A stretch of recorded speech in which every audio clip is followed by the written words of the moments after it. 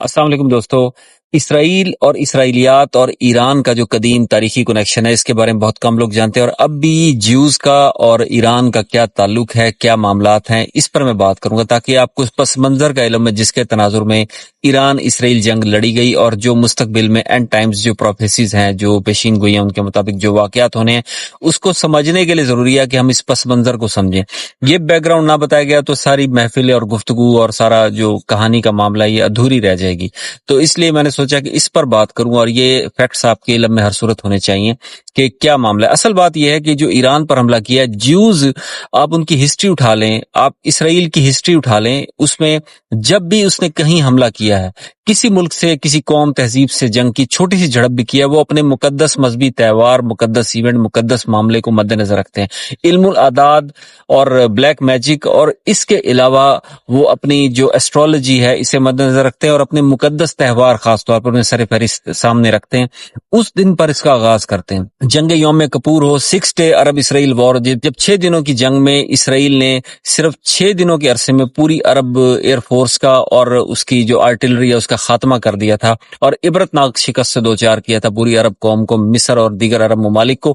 6 day وار ہو یا یوم کپور ہو، اور جتنی جنگیں ہیں، لبنان پر حملہ 2005-6 میں، یا جتنے بھی انویژنز ہے، گراؤنڈ انویژنز جہاں بھی کیے ہیں، جس ملک کے خلاف کارروائی کی اپنے کسی مقدس مذہبی تہوار پر کی ہے. تو ایران پر حملے کے دنوں میں سوچ رہا تھا، اور وہ پھر بات سامنے آ گئی کہ یہ کیوں ہوا. ایران پر حملہ ان کے جیوز کے پیوریم کے ایونٹ کے موقع پر کیا گیا. پیوریم کا تہوار ہے، اس کا پس منظر میں آپ کو بتا دوں، اس کا تعلق بھی ایران سے دلچسپ آتی ہے. انہوں نے چنا یہ دن، انہوں نے حملہ پہلے کرنا تھا، لیکن ڈونلڈ ٹرمپ اور اس کی ٹیم الائنڈ تھے، نیتن یاہو وغیرہ، یہ بات یہ انہیں ان تک پہنچا دی تھی کہ ہم نے حملہ کرنا ہے تو پیوریم کے ایونٹ کے فیسٹیول کے موقع پر. پیوریم وہ تاریخی فیسٹیول ہے، اس کا پس منظر میں آپ کو بتاؤں گا. بڑے دلچسپ ترین سٹوری ہے، اور یہ سنیں گے تو آپ کو لطف آئے گا. قصہ یہ ہے کہ جیوز کے ایک فرسٹ کزن کی نسل سے، جنہیں وہ امالیک کہتے ہیں، ایمالائٹس کہتے ہیں، وہ ہیں جو انبیاء کی نسلوں میں ان کے قریبی ترین عزیز ہیں، یعنی جناب اسحاق کے قریبی رشتہ دار ہیں، یعنی ان کے کزنز یا شریک جنہیں کہتے ہیں، وہ ایک نسل تھی ایمالائٹس. ان سے شدید، ان جیوز کی کئی صدیوں تک، تقریباً 8 صدیوں تک شدید جنگیں رہی، قیامت کے جنگیں، اور تو کیا طوفانی ہلاکتیں ہوئی.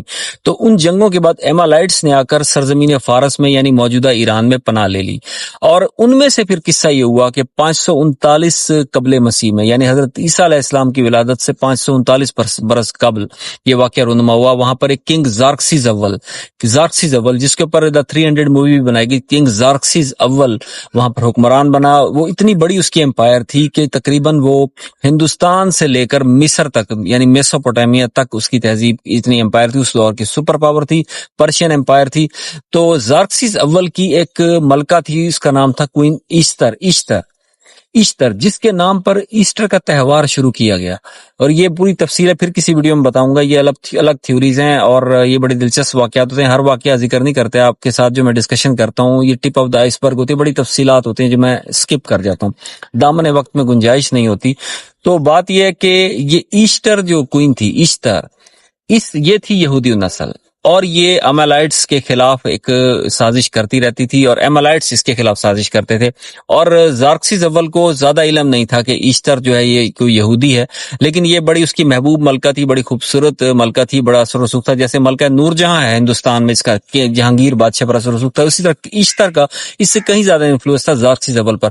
تو ان کا ایک منسٹر تھا حامان یہ سازش کرتا تھا کہ وہ جو یہودیوں کے خلاف تھا، ایمالائٹس کے فیور میں تھا، امالیک کی فیور میں تھا، جو یہودیوں کی ہی قریبی جدی یعنی رشتہ دار ہیں، لیکن یہ کہ وہ ان کے شدید مخالف ہیں، شدید جنگیں رہتی تھیں ان کے آپس میں. تو ایمالائٹس کا نمائندہ تھا حامان، جو زارکسیز اول کا جو وزیر تھا، سینئر وزیر تھا، اور کنگ میکر سمجھ لے، ایک ڈیفیکٹو کنگ کہہ لے اسے. تو وہ سازش کرتا، اس نے ایک پلان بنایا کہ کس طریقے سے یہودیوں کا قتل عام کیا جائے، ایران سے ان کا صفایا کیا جائے، اور ایمالائٹس کی طاقت کو مزید مستحکم کیا جائے.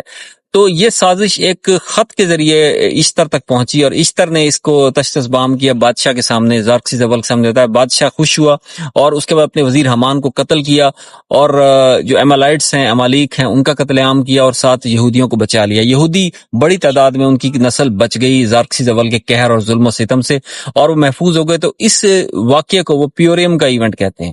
پیوریم کا ایونٹ 539 قبل مسیح میں، یعنی آج سے تقریباً یہ 2026 عیسوی کی مارچ میں ویڈیو بنا رہا ہوں. تو اب اندازہ لگا لیں کہ 539 जमा 2026 यानी तकरीबन 2550 या 2560-70 साल कबल ये इवेंट रोनुमा हुआ और उस प्योरियम का इवेंट शुरू हुआ और ये 2500 साल से 2500 साल से ज्यूज ये इवेंट पूरी दुनिया में सेलिब्रेट करते हैं। इसमें एक दूसरे को गिफ्ट देते हैं, फेस्टिवल्स होते हैं, तकरीबात मुनक्किद होती हैं, दावतें दी जाती हैं। नाजरीन, इस वाक्य का बुक ऑफ इश्तार में यानी बुक ऑफ इश्तर की किताब में तस्करा मिलता है और ये मारूफ किताब है, मैं खुद से बयान नहीं कर रहा, पूरी रिसर्च मौजूद है। तो 28 फरवरी 2026 को ईरान पर हमला किया अमेरिका इसराइल, लेकिन 2 मार्च 2026 को प्योरियम का इवेंट था। लेकिन ये इसराइल में इस चीज को उनके अखबारों ने रिपोर्ट किया, सेलिब्रेट किया कि हम क्योंकि बहुत जल्दी में थे और हमला जरूरी था और ये टाइम सूट कर रही थी, एस्ट्रोलॉजिकली भी ये सूट कर रही थी और कुछ और भी रीजंस थी पस मंजर में जियो स्ट्रेटेजिक, इसलिए हमने 28 को हमला किया। लेकिन ये प्योरियम की ही तकरीबात के दिन थे, इसलिए 2-3 दिन बाद यानी 2 मार्च को 28 को हमला किया, 2 मार्च को प्योरियम का इवेंट था, तो ये दिन उसमें शामिल हो गए। ईरान पर हमला हुआ, प्योरियम का इवेंट ईरान से मंसूब है, सरजमीन फारस में यहूदियों की बका से मंसूब है, इसलिए इस दिन हमने हमला किया, दिन चूज किया। तो ये बात बड़ी दिलचस्प है कि उन्होंने ये दिन इन दिनों में शामिल किया ताकि इसकी बरकत इनके अकीदे के मुताबिक उस जंग में शामिल हो जाएं और मकसद ये था कि वो इस जंग में कामयाबी हासिल करें। इनका अकीदा है कि जिस दिन इनका मुकद्दस दिन होता है तो बाबरकत दिन होता है, उस दिन बरकत खुदाई रहमतें उनकी बकौल शामिल होती हैं और वो जंग जीत जाते हैं। उमन इसराइल जंग जीता ही है, अब तक जंगें कम ही हारा है। 2005-6 में हिजबुल्लाह के हाथों उसे शिकस्त हुई थी, फिर पिछले साल जून में ईरान के हाथों शिकस्त हुई, जनवरी में ईरान के हाथों शिकस्त हुई, अब मार्च में भी ये शिकस्त से तो चारों ने करीब है इंशाल्लाह। तो मामला सिर्फ इतना है कि ये प्योरियम के इवेंट को सेलिब्रेट करते हैं। असल में ईरान में उस इवेंट की वजह से, उस इवेंट का सदका है, उस इवेंट की वजह से ईरान में आज यहूदियों की नस्ल बाकी है, यानी 5-6 शहर हैं जहां यहूदी मौजूद हैं। और ये जो वाकया हुआ था नाजरीन, ये क्वीन इश्तर का और ज़ाक्सिस अव्वल का और ये हामान जो जादूगर नहीं है, ये हामान उसका मिनिस्टर था जो कत्ल हो गया फिर बादशाह के हाथों। जो वाकया रुनुमा ये हमदान मौजूदा जो ईरान का शहर है उसमें वाकया हुआ। तो हमदान की एक किसी म्यूनिसिपैलिटी में ये वाकया हुआ था, उस दौर में वो जो एक बाकायदा दारुल हुकूमत था, तो उस इलाके में ये जब वाकया हुआ तो हमदान में यहूदियों की बड़ी तादाद आबाद है, तकरीबन 5 से 6 हजार, कुछ लोग कहते हैं 8 से 10 हजार यहूदी आबाद हैं। सबसे ज्यादा तादाद तेहरान में यानी यहूदियों की इबादतगाह को सिनेगोग कहते हैं। तो इस सिनेगोग उनके 11 हैं, क्योंकि ईरान में इनकलाब के बाद और उससे पहले भी मजहबी आजादी तमाम मिनॉरिटीज कम्युनिटीज को हासिल थी, तो यहूदियों को 11 उनकी इबादतगाहें तेहरान में है और 15 से 20 हजार यहूदी तेहरान में रहते हैं, एक बहुत बड़ी तादाद है फेडरल कैपिटल में। और इसके बाद वो शिराज में रहते हैं, 3 से 4 हजार हैं, फिर हमदान में तीसरे नंबर पर हैं। उसके अलावा और बहुत से शहरों में है, छोटे छोटे टुकड़ियों में लोग आबाद हैं। इन तमाम फैसिलिटीज हासिल हैं। तेहरान में ज्यादातर ये डेंटिस्ट हैं, डॉक्टर्स हैं, इंजीनियर्स हैं, फार्मास्यूटिकल से वाबस्ता है और साथ साथ ये ज्वेलर्स हैं, यानी ज्वेलरी का कारोबार करते हैं, कपड़े का कारोबार करते हैं और इन्हें मजहबी रसूमात की पूरी आज़ादी हासिल है, इन्हें कोई रोक टोक नहीं है, जिस तरह दीगर मज़ाहिब के लोगों को, मकातिब फिक्र के लोगों को आज़ादी हासिल है।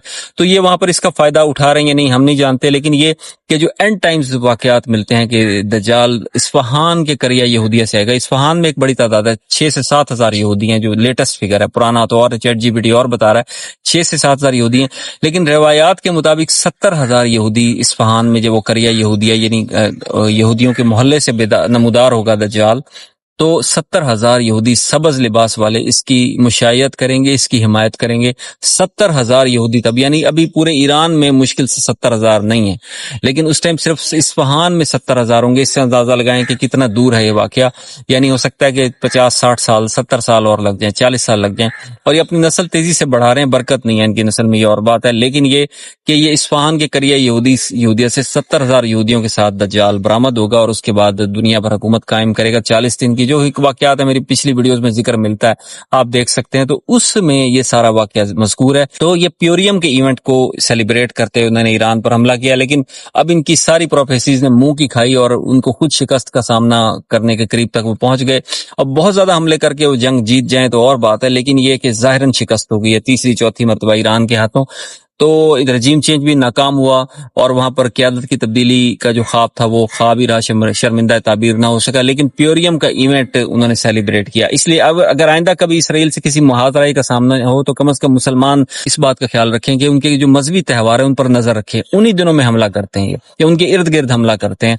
इस तरह होशियार रहना चाहिए। तो कम से कम ये कि जो उनकी एक रिवायत चली आ रही है, प्रेसिडेंट चली आ रही है, उसको तो समझते हुए कम से कम प्लान कर लेना चाहिए। बहुत शुक्रिया।